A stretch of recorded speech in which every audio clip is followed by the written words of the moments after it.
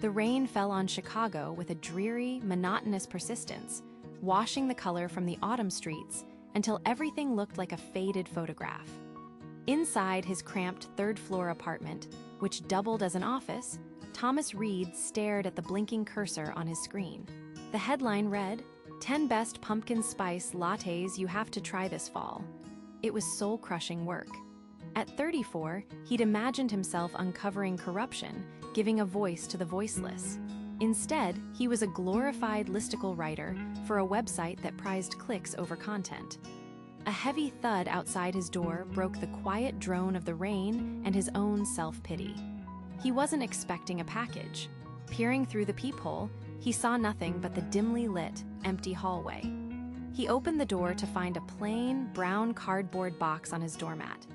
No return address, no postage stamps, just his name and address written in a shaky, almost spidery script.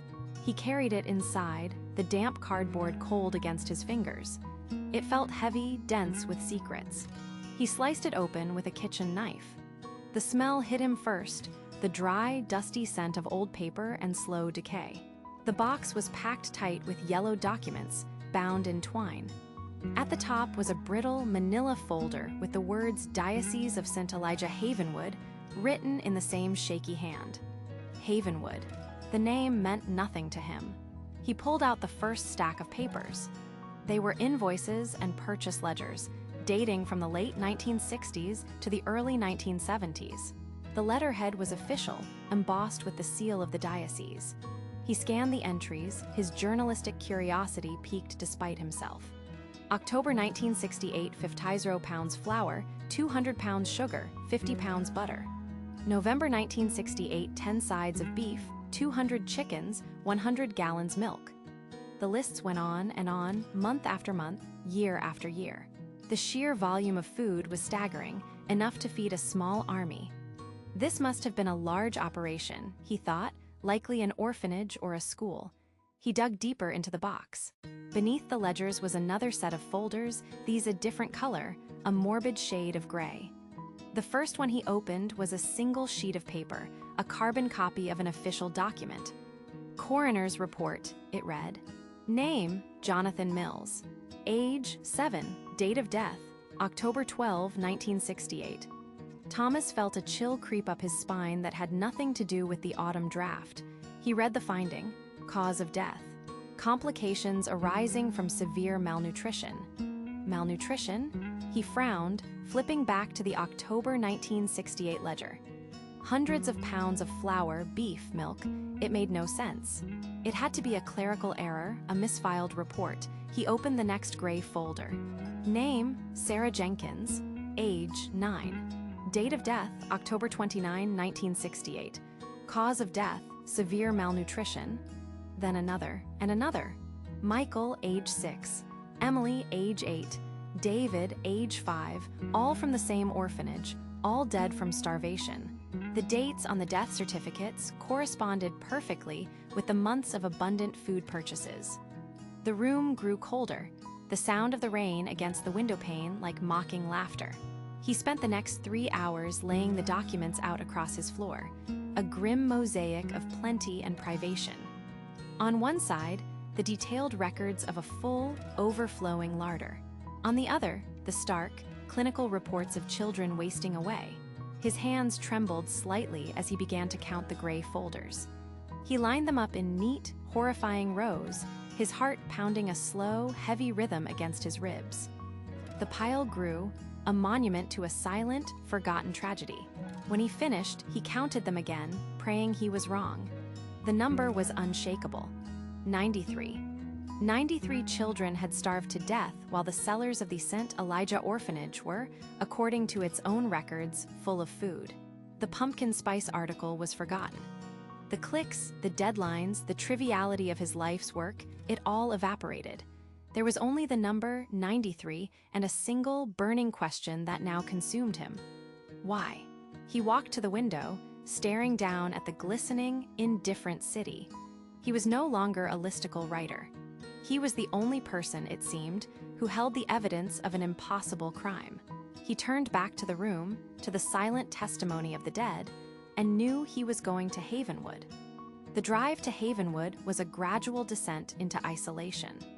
The 4-lane highway gave way to a 2-lane state road, which in turn narrowed into a winding country lane that seemed to shed civilization with every mile. The cell signal on Thomas's phone flickered and died, leaving him alone with the hum of the engine and the oppressive canopy of towering fir trees that blotted out the sun. Havenwood wasn't a place you passed through. It was a destination, a dead end tucked away in a forgotten fold of the country. When he finally rolled into the town square, it felt like he had driven back 50 years. The buildings were worn brick and faded timber, their signs painted by hand, advertising a hardware store, a diner, and a dusty general goods shop. A fine, persistent drizzle hung in the air, slicking the asphalt and muting the colors to shades of gray and brown. The silence was the most unsettling part. It wasn't peaceful.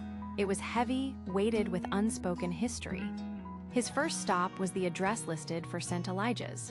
It was on the outskirts of town, up a steep, potholed road overgrown with weeds. What was left of the orphanage was a skeletal ruin. A fire had gutted the main building long ago, leaving behind a blackened stone foundation and charred timbers clawing at the sky like desperate fingers. The iron gate, bearing a tarnished scent, hung crooked on a single hinge, groaning softly in the wind. Thomas parked and got out, the damp air clinging to his jacket. He walked the perimeter, his shoes crunching on gravel and broken glass. He could see the faint outline of a playground, the rusted chains of a swing set swaying mournfully. This was it. This was the place where children ate phantom meals, where cellar shelves groaned with food that never reached their plates. The sheer physical reality of the place, its desolate abandonment, made the coroner's reports in his briefcase feel heavier, more real. He imagined the sound of children's laughter echoing here, only to be swallowed by the silence that followed. A shiver, unrelated to the cold, traced its way down his spine. He drove back to the town's only diner, the Haven, hoping for a hot coffee and a crack in the town's wall of silence. The bell above the door jingled his arrival, and the handful of patrons, 2 old men in flannel shirts and a woman wiping the counter, all looked up at once. Their gazes weren't hostile, not exactly, but they were intensely curious and deeply suspicious. They registered his city clothes, his clean-shaven face, and the rental car parked outside, and immediately labeled him an outsider. He ordered a coffee and a piece of pie, trying to appear casual. "I'm a writer," he started, directing his question to the woman behind the counter. "Doing a piece on historical small towns. I was just up at the old St. Elijah's place. Quite a history there, I imagine." The woman's friendly smile tightened. "Not much to tell," she said, her voice suddenly flat. "Burned down years ago. Tragic." One of the old men grunted into his coffee cup. "Some things are best left in the past, son." The message was unmistakable. He tried a different approach. "I'd love to see some old town records, if any exist. Maybe talk to someone who was around back then." The woman just shook her head, turning to wipe a perfectly clean section of the counter. "Town clerk's office closed an hour ago, and most folks from that time are gone or don't like to talk about it." It was a polite but firm dismissal. The wall was not just intact, it was reinforced with steel. Frustrated but not defeated, Thomas spent the afternoon at the small, musty town library, poring over microfiche of the Havenwood Gazette. He found the article about the fire, a brief, uninformative piece from 1978 that attributed it to faulty wiring. There were no mentions of the orphanage's operational history, no society pages celebrating its charity work. It was as if the town had performed a surgical excision, removing St. Elijah's from its collective memory. But as he scanned the town directories from the late 60s and early 70s, a name appeared repeatedly in the sparse records of local health services. Martha Blackwood, RN, a public health nurse. If anyone outside the church walls would have had a reason to see those children, to know their condition, it would have been her. He found a current address in the town's slim phone book. It was a long shot. She could be gone, unwilling to talk, or her memory faded. But it was more than he'd had an hour ago. It was a thread. As dusk began to settle, casting long, deep shadows across Havenwood, Thomas found himself standing on the cracked pavement in front of a small, neat house with a carefully tended garden. He took a deep breath, the cold, damp air filling his lungs, and walked up the path to knock on Martha Blackwood's door. The wooden porch groaned under Thomas's weight as he raised his hand to knock. The house was modest, a simple clapboard structure with faded blue paint and neatly kept flower beds, now dormant in the autumn chill. It felt like 100 other homes in Havenwood, quiet and unassuming. He knocked, the sound echoing briefly before being swallowed by the silence. For a moment, nothing happened, and he wondered if anyone was home, or if they were simply choosing not to answer. Then the lock clicked, and the door opened a few inches, held by a brass security chain. A pair of eyes, startlingly sharp and blue in a deeply wrinkled face, peered out at him. The woman was small, her frame bird-like beneath a wool cardigan, but her gaze was unwavering. "Can I help you?" Her voice was thin, but clear, without the quaver of extreme age. "Mrs. Martha Blackwood?" Thomas asked, keeping his tone gentle. She nodded slowly, her eyes narrowing with suspicion. "My name is Thomas Reed. I'm a journalist." He saw the immediate flicker of fear in her eyes, the same guarded look he'd seen at the diner. The door started to close. "We don't have anything to say to reporters here." "Please, ma'am," Thomas said, placing his hand gently on the door, not to force it, but as a plea. "I'm not here about the town. I'm here about St. Elijah's." The name hung in the air between them, heavy and cold. Martha Blackwood froze. Her knuckles, wrapped around the edge of the door, were white.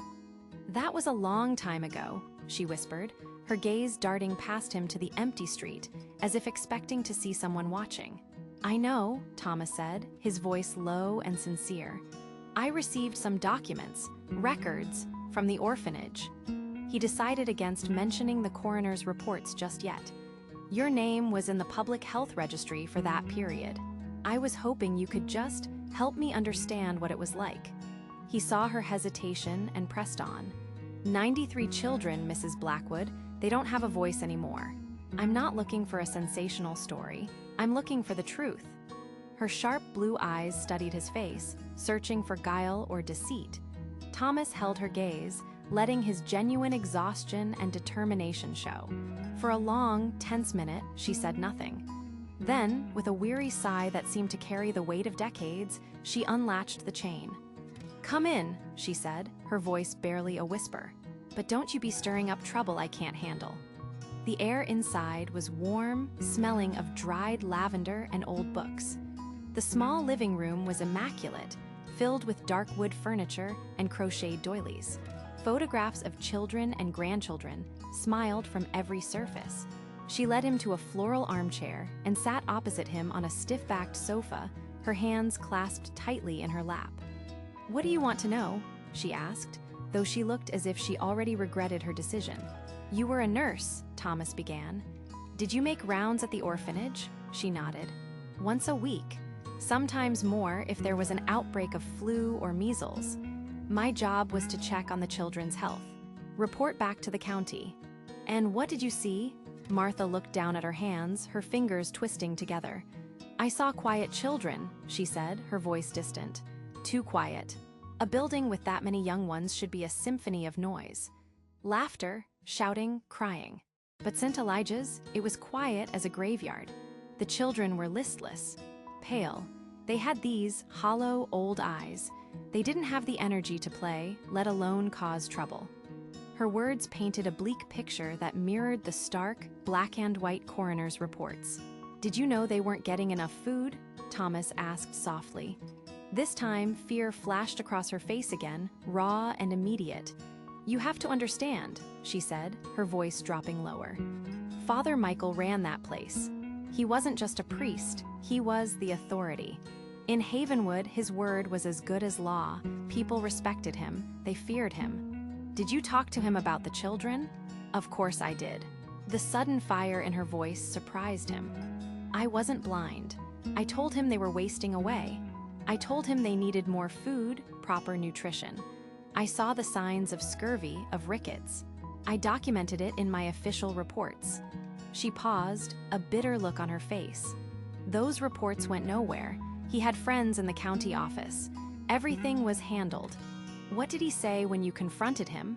Martha shivered, despite the warmth of the room. He would smile, this serene, peaceful smile that never reached his eyes. He'd put a hand on my shoulder and say, "Their fast is a prayer, Nurse Blackwood. They are purifying their souls for the Lord. You tend to their bodies, and I will tend to their salvation." The line was so chilling, so absurd, that Thomas felt a cold knot form in his stomach. It was the missing piece, the deliberate, twisted justification. "But the ledgers," Thomas said, leaning forward. "I've seen them. The church was buying enormous amounts of food. Flour, meat, vegetables, the deliveries never stopped." Martha Blackwood's eyes filled with tears. She looked toward the kitchen as if she could still smell it. "I know," she whispered, her voice cracking. "The trucks came every Tuesday, like clockwork. Sometimes I could smell them cooking in the rectory kitchen. Roasts, fresh bread. The smell would drift over the grounds. But the children, they got watery broth, a piece of stale bread. That's all he gave them. The cellars were full, Mr. Reed. They were full, and the children starved upstairs." She finally broke, her shoulders shaking with silent sobs. The confession, locked away for half a century, had finally escaped. Thomas sat in silence, letting her grieve. He had his first confirmation. It wasn't an accident. It wasn't a mistake. It was a choice. The weight of Martha's story settled on Thomas like a physical shroud as he left her small, tidy home.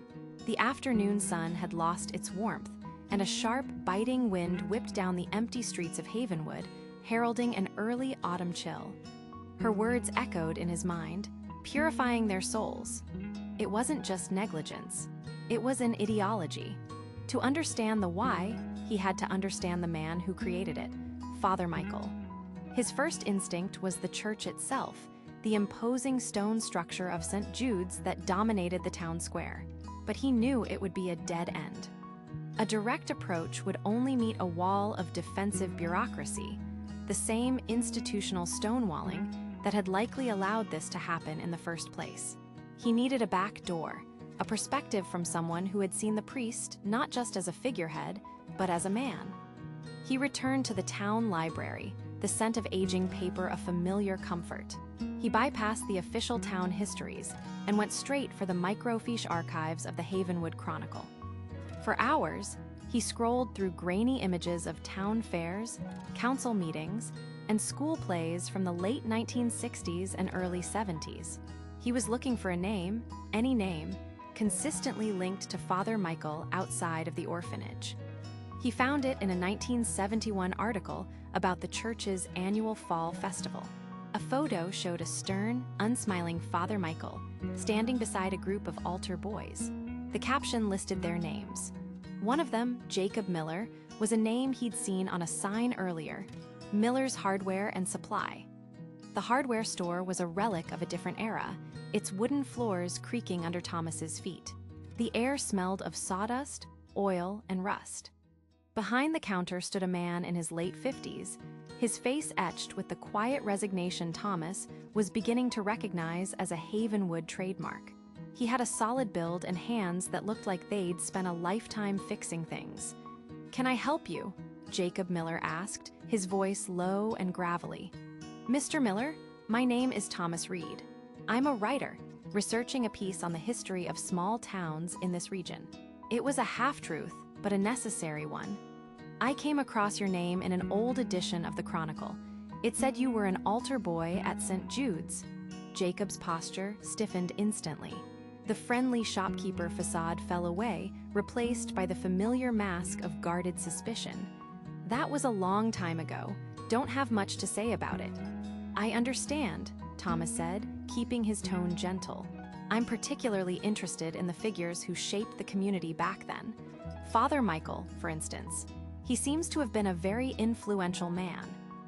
Jacob turned away, busying himself by rearranging a display of hammers that were already perfectly aligned. "Influential.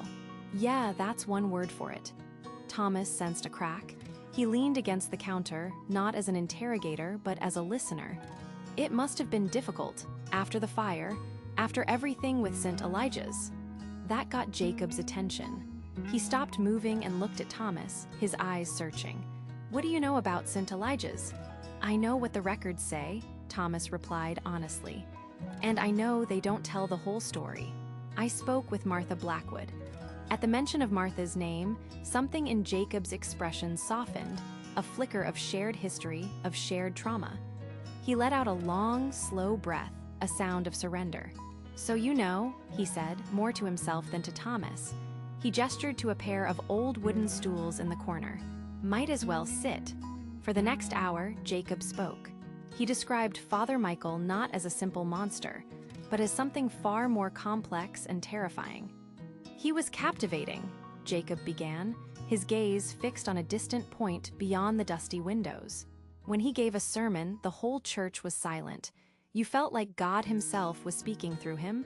He made you want to be better, purer. But there was another side. He talked about purity all the time. The stain of the outside world, the weakness of the flesh. He believed suffering was a gift, a tool to carve out sin. We were just kids, but we felt it. He'd make us kneel on the stone floor for hours if we dropped a hymnal. Not out of anger, but with this calm certainty that it was for our own good."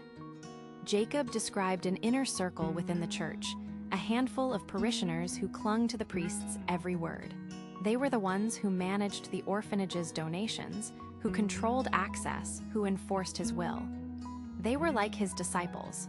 They believed he was a living saint. If he said the sky was green, they'd argue with you until you believed it too. They isolated the orphanage. It was his kingdom, and no one from the outside was allowed to question it. Finally, Thomas asked the question that had been burning in his mind. What happened to him? After the fire, after the children, Jacob let out a short, bitter laugh. Happened to him? Nothing. That's the real sin, isn't it? The town buried it. The diocese, they handled it. There was no investigation, no charges, just whispers. A few months after the last child was buried, Father Michael was gone.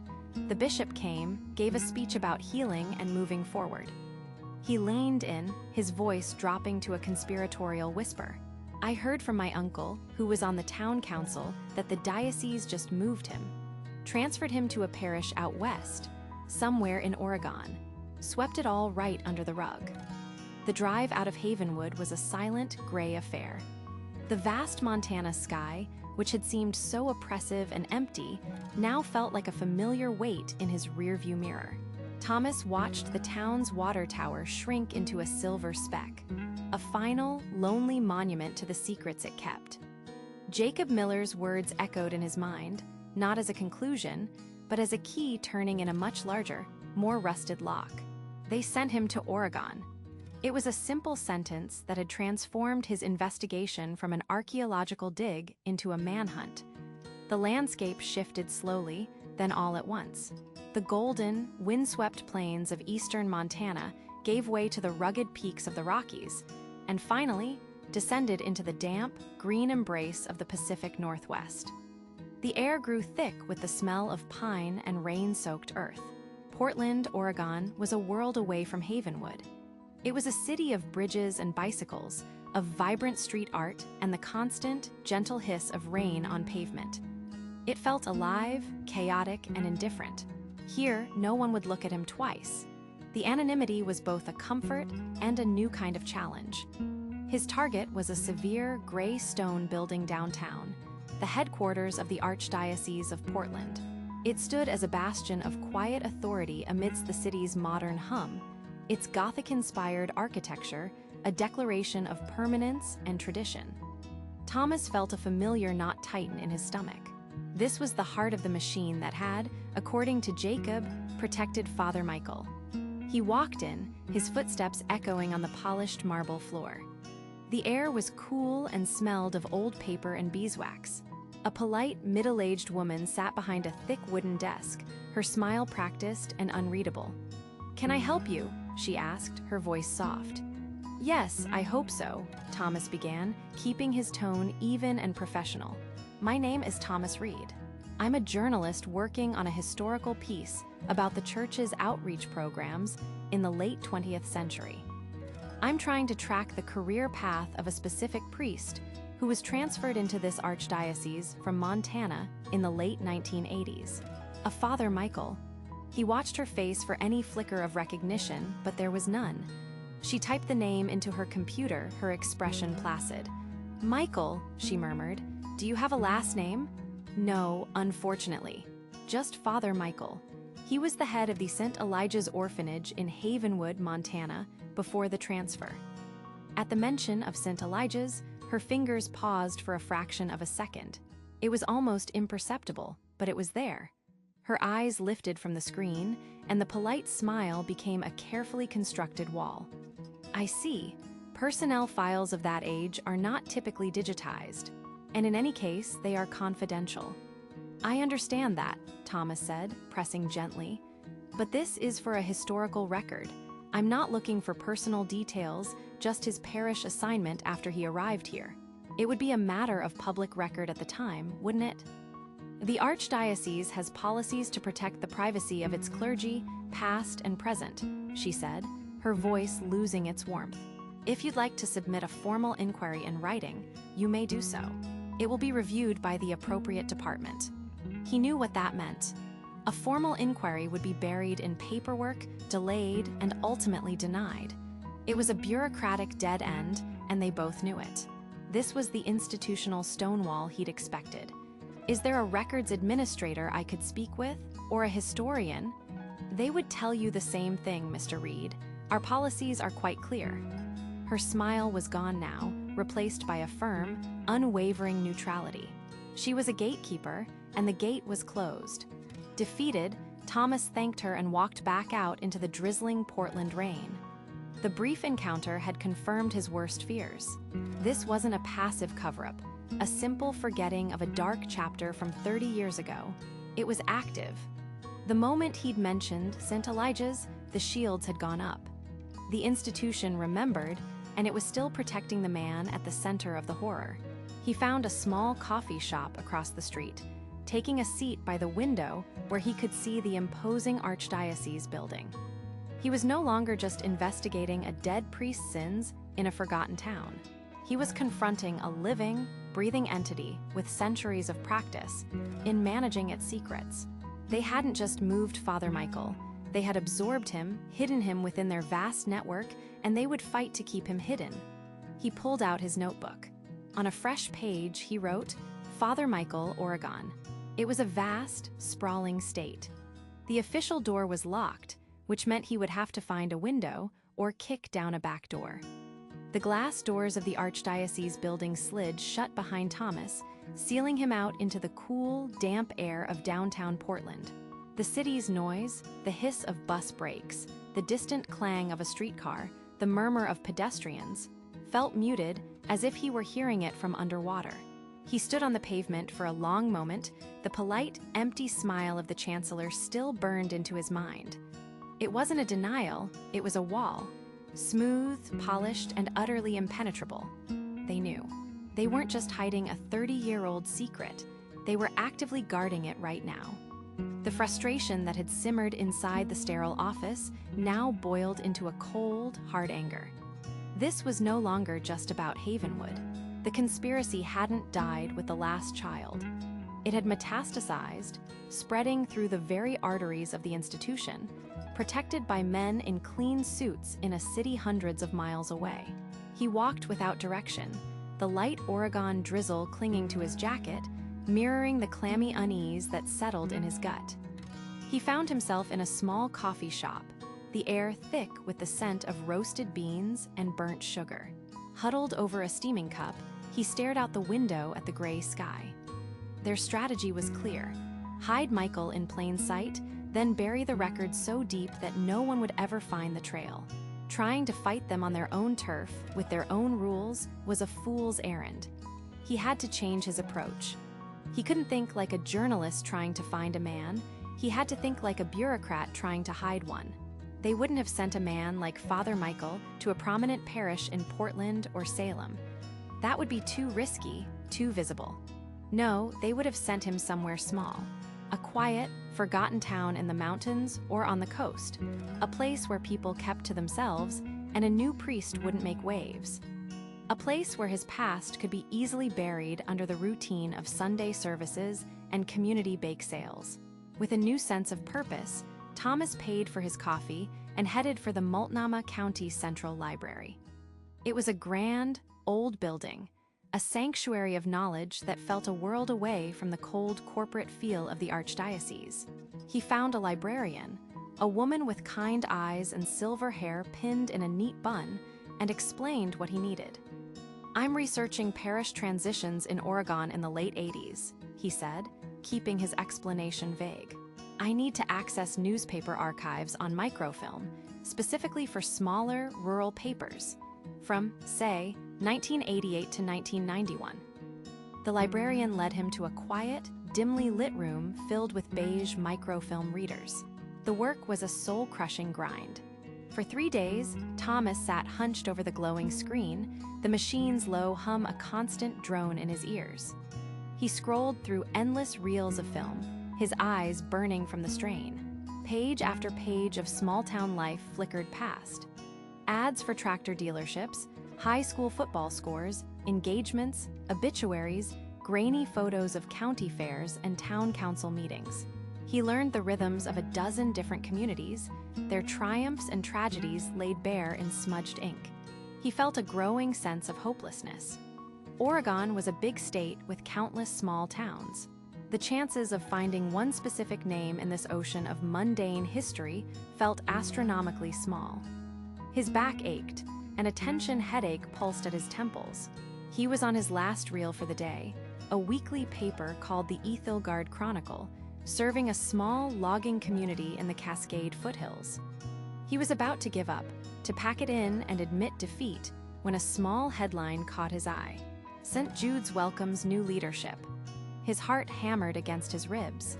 He slowly wound the film forward, his hand trembling slightly. The article, dated October 1989, was short. It announced a community potluck to welcome their new priest, who had recently transferred from a parish back east to serve their community. And there, next to the text, was a grainy, poorly reproduced photograph.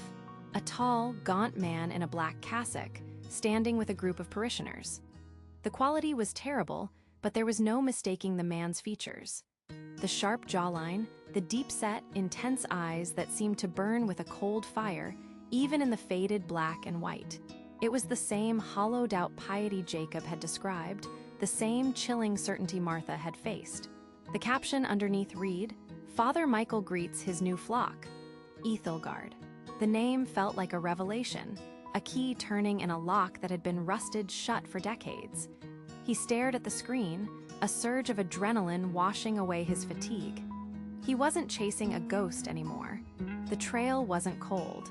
It led to a real place, a small town nestled in the mountains. He had a name and a destination. He printed the page, the flimsy paper feeling heavy and significant in his hand. Leaving the library, he stepped back out into the persistent drizzle, but it no longer felt oppressive. It felt like a cleansing, washing away the doubt and frustration, leaving only the sharp, clear focus of the hunt. The drive to Ethelgard was a journey into a postcard. Nestled in a valley carved by the Umpqua River, the town was a patchwork of green fields and old-growth timber, the air tasting of pine and damp earth. It was everything Havenwood was not. Vibrant, clean, and deceptively serene. Thomas felt a knot of unease tighten in his gut. This was the peace Father Michael had been rewarded with. This was the price of the church's silence. He parked his sedan on Main Street, a single road flanked by a handful of businesses, a grocery store, a diner with a faded open sign, and a gas station. He decided against the direct approach. In a town this small, a stranger asking questions about a long-gone priest would be news before he'd finished his coffee. Instead, he started at St. Jude's, the Catholic church mentioned in the archive clipping. It was a humble, white-painted wooden structure with a modest steeple. Beside it, enclosed by a low stone wall, was a small, meticulously kept cemetery. Thomas walked through the iron gate, the crunch of gravel under his shoes the only sound. The headstones were old, weathered by decades of Oregon rain. He moved slowly, methodically, scanning the names and dates. O'Connell. He repeated the name in his head, a grim mantra. He found it near the back, under the shade of a massive Douglas fir. It was a simple, polished granite stone, no different from the others. Michael Sean O'Connell, February 12, 1925, October 3, 1998.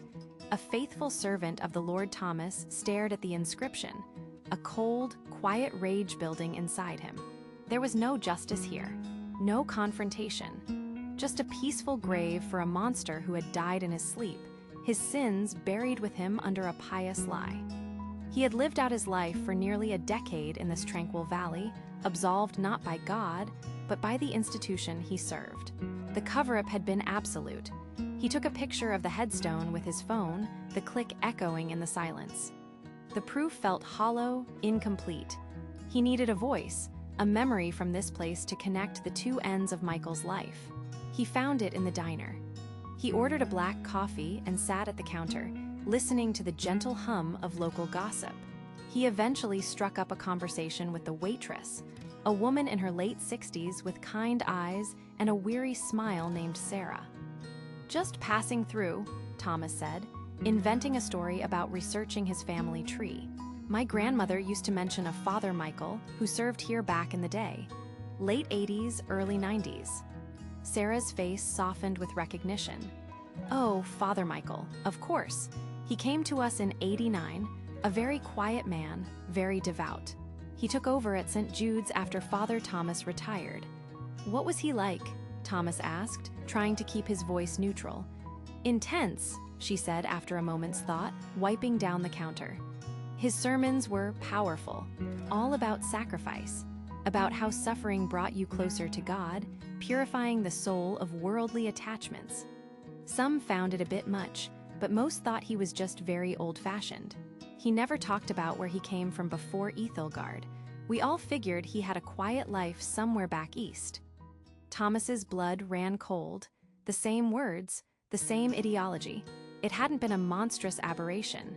It was the core of his belief system, simply muted for a new, unsuspecting audience. "He passed away in '98, Sarah continued, her voice tinged with a distant sadness. "His heart," they said, "went peacefully in his bed at the rectory. It was a shock. He seemed so steadfast. The whole town came to his funeral. He was well respected." Thomas felt the full weight of the story settle upon him. The 93 small bodies in Havenwood, the frantic cover-up by the diocese, Martha's horror, Jacob's fear, it all ended here. In a peaceful death, a respected memory, and a quiet lie in a quiet town. He paid for his coffee and walked back to his car, the serene beauty of Ethelgard now feeling grotesque. He pulled out his notebook, the pages filled with the grim facts of his investigation. He looked from the notes to the simple white church standing against the backdrop of the deep green forest. There would be no trial, no public disgrace for Father Michael. The man was beyond earthly justice, but the story wasn't. The truth was still alive, waiting in his notes, in the documents, in the memories of the few who dared to speak. The justice he could offer wasn't for the monster, but for the children. Their names, their stolen lives. His purpose was no longer about hunting a ghost, but about resurrecting a truth the world had conspired to forget. He started the car, the engine a low growl that broke the town's placid silence, and began the long drive back. He knew what the headline would be. He knew he would write it all, for them, for the 93.